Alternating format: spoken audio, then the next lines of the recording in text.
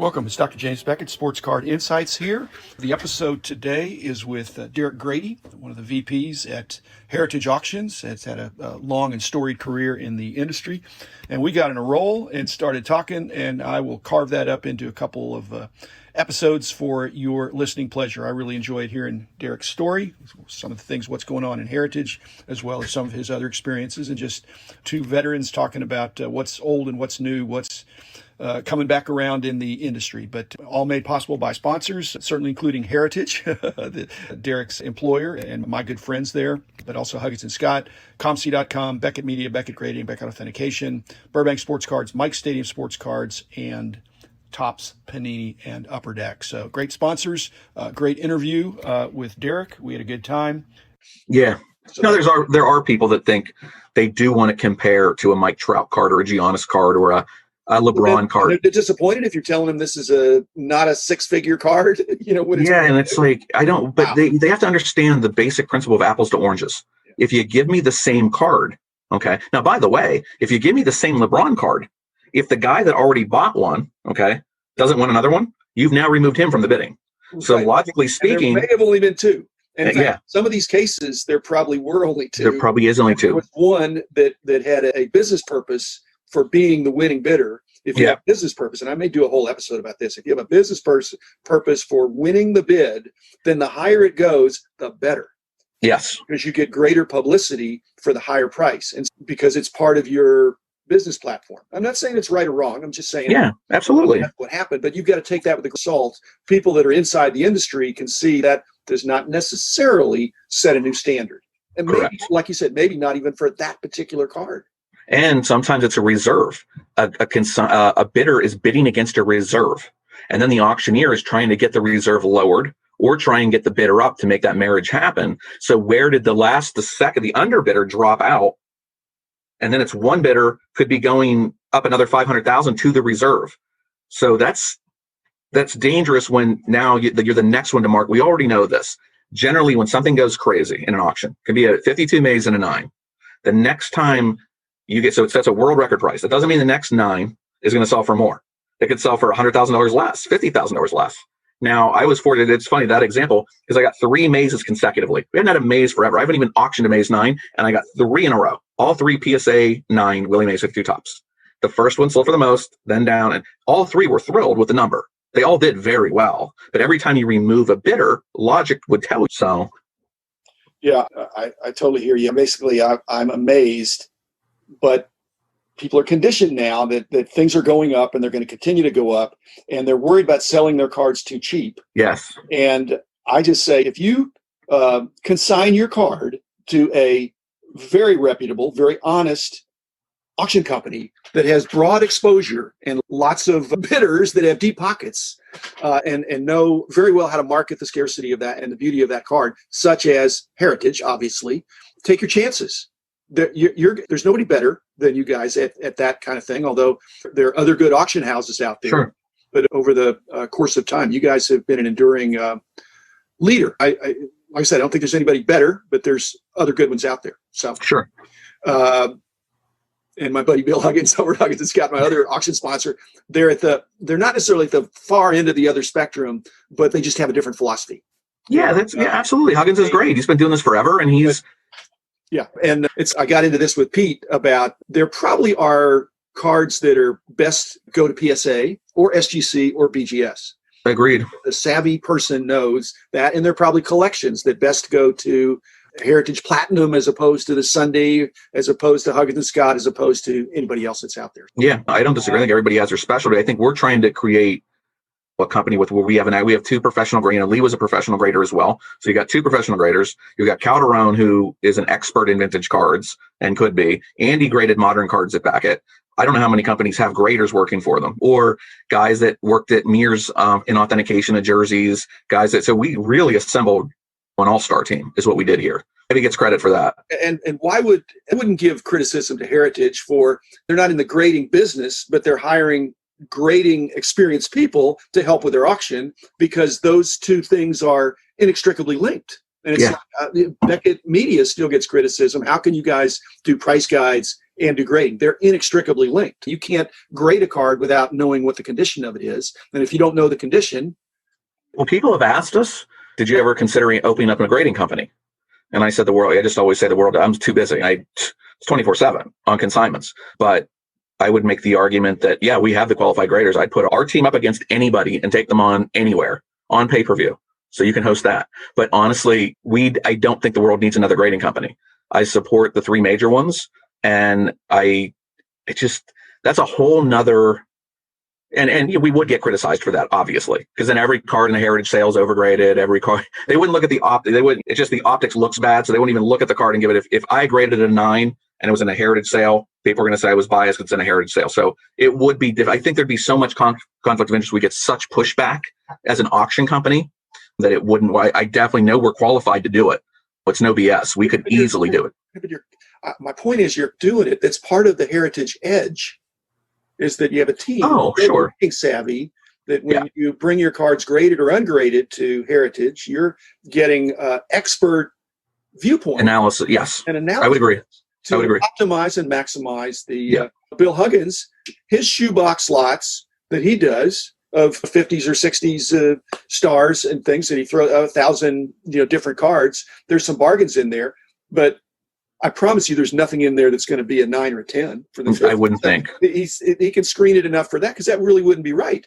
But they're going to be 5, 6, 7, 4 level cards in there that you're going to have fun going through. But so he's still able to do that. The key is that what you guys have is that, I think, like I said, the difference between an 8 and a 9 in certain cards is more than 100%. It's more than a doubling. And when you have that, the grading fee is such a small percentage of the potential increase from an 8 to a 9, even 8 to 8.5 or to 9 or to 10, especially in some of these. But again, you can't just send it off without some pre-grading understanding of how this would. And I always joke around with clients when they say, who's looking? I could have my wife go through she doesn't care about cards. She doesn't even understand what I do. Okay. Other than do very well in this business. She can look in a price guide and pull out cards out of a set, put them in a card saver and send them in. Now, to know what years you do commons in, to know what years you do, what grade do you grade some star cards for the photo lot? What years do you not grade in 75? You don't do Gary Carter in 5. Okay, or George Brett and Robin Young in 5s and 6s. You look 7s are better. In 59, you might go 5s are better. So there's for different years. T206s, you're just grading. There's Hall of Famers you grade that are 1s, and there's Hall of Famers you grade that are 3s or better. So there's a different standard for everything. It's not just about, so some auction companies literally just grade a handful of star cards no matter what the grade is, and that's what they do.